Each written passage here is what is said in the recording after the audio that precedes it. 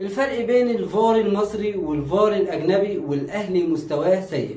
يوم 8/3 الأهلي كان بيلاعب الزمالك في كأس مصر، نهائي كأس مصر في السعودية، والمباراة دي كان الأهلي مستواه خارج النطاق والزمالك كان في أعلى مستوى ليه. في المباراة دي الأهلي وهو مستواه سيء جدا، جاله هدف كان الكورة فيها شك إن يكون فيها هدف أو تسلل، وهنا الفار راجع اللعبة وحسب الكورة هدف، وبفضل الهدف ده ومن بعده هدف قفشه الاهلي قدر يكسب كاس مصر من الزمالك اللي كان في التوب في مستواه وكان في افضل مستوى، والاهلي ما كانش يعتبر موجود في المباراه. وهنا الفار الاجنبي ما اعتمدش على مستوى الاهلي، ملوش دعوه بمستوى الاهلي، ادى للاهلي حقه حتى لو الاهلي ما كانش في افضل مستوى ليه، والاهلي كسب بفضل ان فيه تحكيم اجنبي وفيه فار اجنبي. وهنا الفار ما بصش على مستوى الاهلي. بعدها بأربع أيام الأهلي بيلعب مع البنك الأهلي يوم 12/3 وفي الدوري المصري، والأهلي مش في يومه، وفريق البنك الأهلي فريق ند قوي، والأهلي متقدم 3-2 على فريق البنك الأهلي، وتقريبا في الدقيقة 80 في المباراة دي الأهلي محتاج إن هو بس يسجل كمان هدف يكسر طموح فريق البنك الأهلي وينهي عليه، وهو مش هيكمل معاه الجيم لآخر المباراة. الأهلي بيجيله ضربة جزاء في الدقيقة تقريبا 80 لصالح حسين الشحات، كورة بتيجي في ايد ايمن اشرف ايده خارج جسمه، خارج محيط جسمه، مكبره جسمه، ماهش في جسمه، وهنا الحكم احتسب الكورة استكمال للعب او كورة ضربة مرمى، لان الكورة جت في ايد ايمن اشرف، وايمن اشرف ايده جنب جسمه، والفار كان موجود. وده مش الفار الاجنبي، ده كان الفار المصري اللي بيعتمد على مستوى الاهلي في اخذ القرارات. لو الاهلي مستواه سيء وليه قرار وفي كورة لصالح الاهلي، على طول القرار بيكون ضد الاهلي، لان كده كده في مبرر ان الاهلي مستواه وحش ومحدش هيبص على التحكيم مادام الاهلي مش في افضل احواله. في المباراه دي زي ما قلت الكره دي كانت ضربه جزاء، والفار المصري ما راجعش اللعبه، ووقفنا دقيقه تقريبا وما كملناش دقيقه، وبعد كده بيقرر الحكم ان الكره ما فيهاش اي ضربه جزاء، رغم ان الاعمى يشوف الكره دي ضربه جزاء. ايد ايمن اشرف راحت في اتجاه الكره، ايد ايمن اشرف كانت كده وراحت في اتجاه الكره، منعت الاهلي انه يسجل هدف او ان اللعبه تكمل للنهايه وممكن يسجل منها هدف.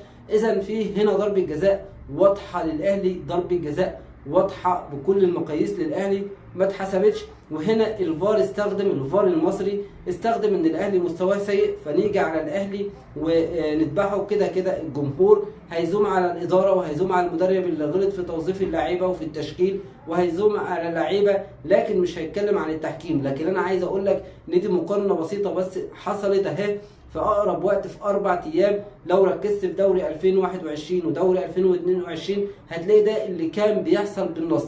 الاهلي مستواه وحش والاهلي دي ضربه جزاء عادي ما نحسبش ضربه الجزاء، الاهلي مستواه وحش وليه هدف عادي ما نحسبش الهدف. المهم ان احنا عندنا مبرر ان الاهلي مستواه سيء، فعادي ان الاهلي يخسر نقاط، فعادي ان الاهلي التحكيم يجي عليه، لان في الاول وفي الاخر الجمهور بيهاجم اللعيبه، بيهاجم المدرب، بيهاجم الاداره. لكن قرب المسافه ما بين نهائي كاس مصر والتحكيم الاجنبي والفار الاجنبي ومباراه البنك الاهلي يعرفك ان الاهلي كان بيتعامل ازاي في 2021 و2022 وبيتعامل دلوقتي. وركز دلوقتي لان البطوله دي او الدوري ده بيتطبخ لفريق بيراميدز، الطريقه والاسلوب اللي الاهلي ما اتحسبش بيه ضربه الجزاء امبارح ده بيدل على ان في حاجه ما هتحصل لبيراميدز في الدوري ده.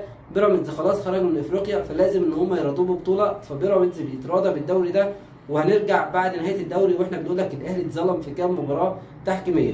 ناس هتقول لك ان احمد الشناوي الخبير التحكيمي طلع واتكلم على ان الكوره دي تسلل من قبل ما تكون ضربه جزاء لصالح الاهلي. لو ركزت في الصوره اللي جابها احمد الشناوي والخط اللي عمله احمد الشناوي، اولا الكوره كانت خرجت من بره رجل علي معلول بكتير جدا، يعني ما جابش حسين الشحات تسلل في وقت خروج الكوره من رجل علي معلول. في وقت لعب الكوره كان حسين الشحات موقفه ايه وموقف اللاعب بتاع البنك الاهلي كان مغطي ولا لا؟ ده جايب الكوره بعد ما خرجت تقريبا ب 2 متر من رجل علي معلول، وبيقول لك ان حسين الشحات كان تسلل. حتى لو نفترض ان الكوره دي كانت تسلل زي ما احمد الشناوي بيتكلم والناس كلها بتتكلم من بعده، فين الفار في الكوره دي انه يرسم الخطوط؟ فين الفار في الكوره دي؟ ده الفار المصري فين ان هو يراجع الحكم؟ وده اساسي وده ضروري جدا. ما دام الكوره فيها شك ان فيها تسلل وفي قرار بضربه جزاء، الحكم بيرجع للفار، بيشوف التسلل وبيقيمه، وبيشوف حاله ايد اللاعب هل تستحق ضربه جزاء او لا وبيقيمها. وده اللي ما حصلش، لا حصل ان الفار راجع على الكوره ورسم لنا الخطوط بشكل محترم، ولا حصل ان هو ندى الحكم يشيك على التسلل او على ضربه الجزاء.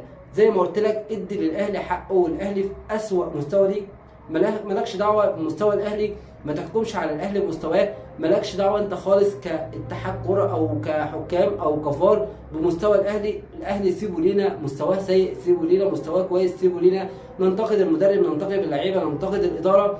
دي حاجه ترجع لجمهور الاهلي، ما بين الجمهور وما بين الكيان نفسه. لكن انت كتحكيم اديني حقي وادي للاهلي حقي حتى لو مستواه سيء، وصدقني الاهلي ما كانش هيخسر. المباراه كانت 3-2 في التوقيت ده، والكره دي لو الاهلي سجل منها هدف كان الاهلي هيوصل ل 4-2 وهيكسر طموح فريق البنك الاهلي، وهيخلي فريق البنك الاهلي اللي كان بيلعب الند بالند وكان قوي جدا هجوميا على الاهلي اللي كان دفاعيا هش، كان طموحه هيكسر شويه. بقى في فرق سكور، في فرق هدفين، حتى لو فرض ان هو جاب هدف مفيش وقت يسعفه ان هو يجيب هدف رابع علشان يتعادل مع الاهلي، ومفيش وقت يسعفه ان هو يجيب هدف خامس علشان يكسب الاهلي. علشان كده بقول لك الاهلي امبارح اتظلم تحكيميا، الاهلي في وجود الفار المصري دايما بيتظلم تحكيميا. شوف الفرق مع الفار الاجنبي الاهلي حصل ايه، ومع الفار المصري الاهلي خسر نقاط ازاي. اشوفكم في فيديو جديد ان شاء الله. اتمنى من كل واحد يشوف الفيديو ده، لو لسه اول مره بشوف قناتي تشترك في القناه وتفعل الجرس، سيب لايك وكومنت للفيديو وان شاء الله يوصلك كل جديد.